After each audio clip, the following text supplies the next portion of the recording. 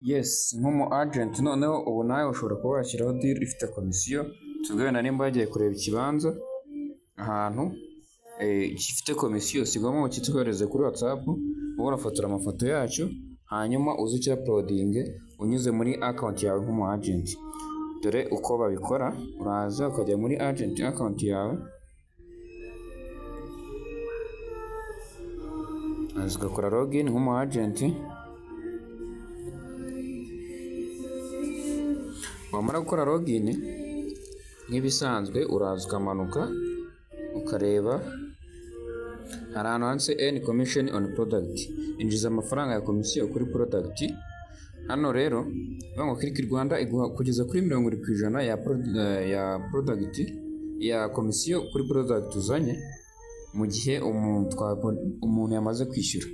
So nuvuga ngo rero uraza ufite commission deal cyangwa se ikintu ushaka wabonye kiriho komisiyo, kibanza, moto, inzu igurwa ikodeshwa, hanyuma ukaza wamaze kubona amafoto yacyo no kumenya ibikiranga na details zabyo zose, ukaza nanatse post commission deal. Hanyuma muri gukora post commission deal ukaza hano ugashyiramo izina ry'iyo product, tuzwe wenda inzu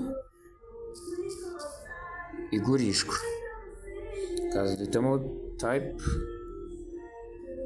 ntabwo ni product, category ni properties, subcategory ni houses for sale. Hanyuma tugashyiraho igiciro, iragurishwa $20,000,000. Komisiyo nyir'inzu nimba yemeye ko azayaduha komisiyo y'10%, tukabishyiraho.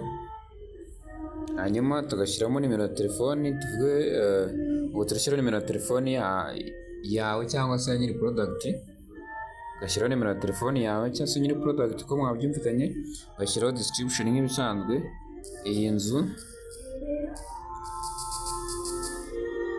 tukaza tugashyiramo ifoto ya nzu, kanda kuri choose file hano,